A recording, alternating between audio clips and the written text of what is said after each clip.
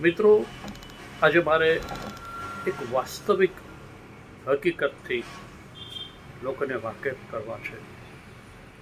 અમે અમારા પોતાના માટે હમણાં પ્રોપર્ટી સર્ચ કરીએ છીએ. એટલે બંગલોઝ હોય કે ફ્લેટ હોય, બે ઓપ્શન છે અત્યારે. તો અમે જે તે સ્પોટ વિઝિટ કરીએ કે ભાઈ આ જગ્યાએ બંગલા બને છે, તો એની ઓફિસમાં જઈએ. એટલે જે બિલ્ડર હોય એ પહેલો પ્રશ્ન અમને પૂછે કે ભાઈ તમારી જ્ઞાતિ કઈ છે.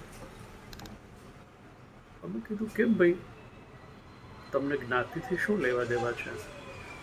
તો કે નહીં, અમને જ્ઞાતિથી લેવા દેવા છે.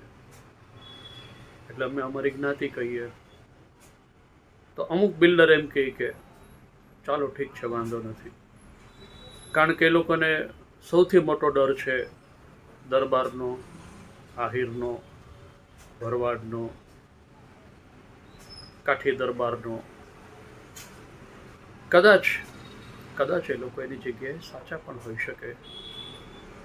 અને ખરેખર આમ જોવું તો એવું હોય પણ છે.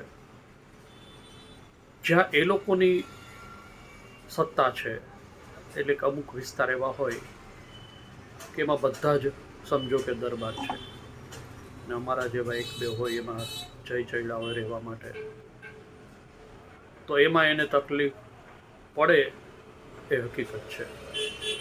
કારણ કે ત્યાં એ લોકોની મેજોરિટી હોય એટલે એને જે કરવું હોય કરે.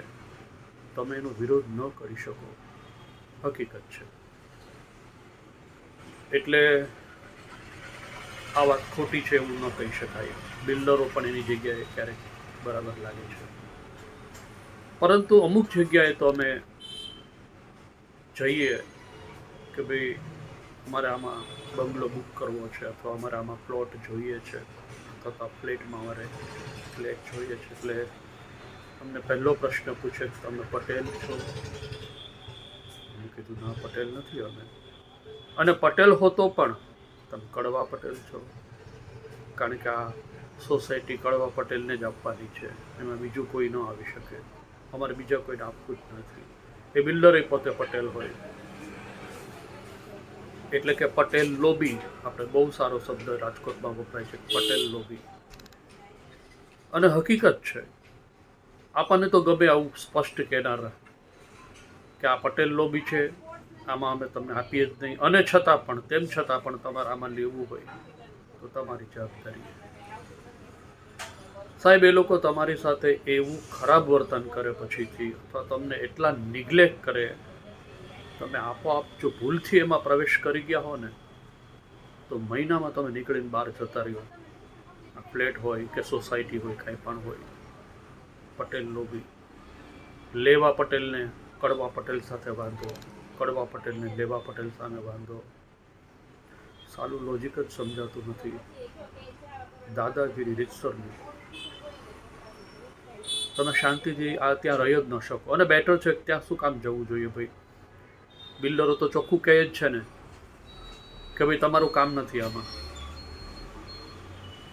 અચ્છા, બધા પૈસાવાળા હોય, ભૂલથી જો તમે ત્યાં સામાન્ય માણસ તરીકે જય ચૈડા ઉછીના પાછીના લોન કરીને મોટી 2-3 કરોડની સંપત્તિમાં સમજો ભૂલથી લઈ લીધી, તમારે વેચવાનો જ વારો આવે. તમને રહેવાનું જ આ લોકો શાંતિથી. અથવા તમારી ગણતરી તો એ મચ્છરમાં ગણે. તમને ટૂંકમાં તમે કાંઈ નથી અમારી પાસે, અમે જ બધા છીએ. આવી ઇમ્પ્રેશન એ લોકો ઊભી કરેલી હોય.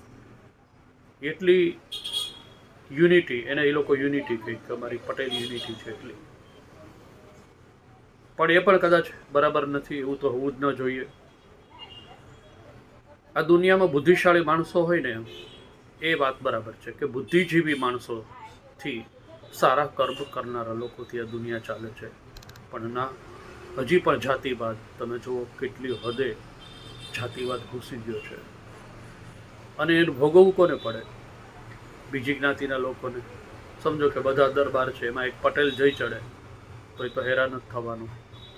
બધા પટેલ છે, એમાં એક દરબાર જઈ ચડ્યો તો એ પણ હેરાન થવાનું. આમ તમને મેજોરિટી જોઈએ ને માર્કેટની અંદર, અત્યારે રાજકોટમાં જ્યાં જાઉં ત્યાં પટેલ લોકોની સોસાયટી, પટેલ લોકોના ફ્લેટ, બધું પટેલનું, બધું જ એ લોકોએ સર કરી લીધું છે. એની પણ ફિક્સ ડિઝાઇન હોય, આપણને બહુ મગજમાં ન બેસે.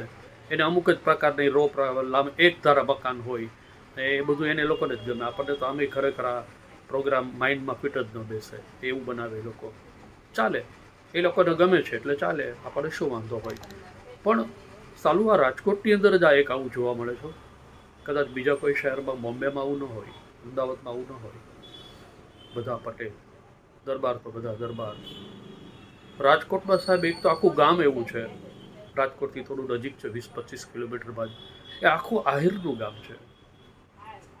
તમે એમાં પ્લોટ ન લઈ શકો, મકાન ન લઈ શકો, કાંઈ જ નહીં. Totally prohibited, only for Ahir.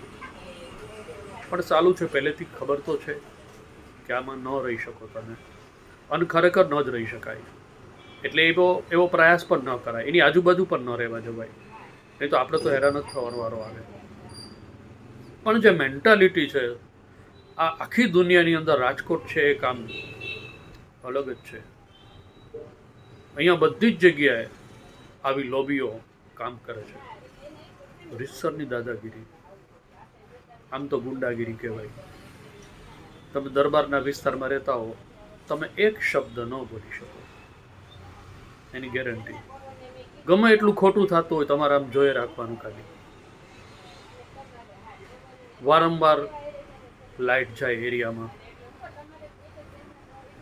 આપણને બધા જાણતા જ હોય કે આ શા માટે લાઇટ જાય છે, પણ તમે કાંઈ બોલી ન શકો. એની મરજી, અને બધા એક થઈ જાય. એટલે ખોટું જેટલું થતું હોય ને એટલું તમારે જોવાનું ખાલી. તમે એનો વિરોધ ન કરી શકો, કારણ કે બધાય બાપુ હોય. પણ આ જે હકીકત છે, આ જે વાસ્તવિકતા છે, એ તંદુરસ્ત સમાજ માટે હાનિકારક છે, એટલું નક્કી છે.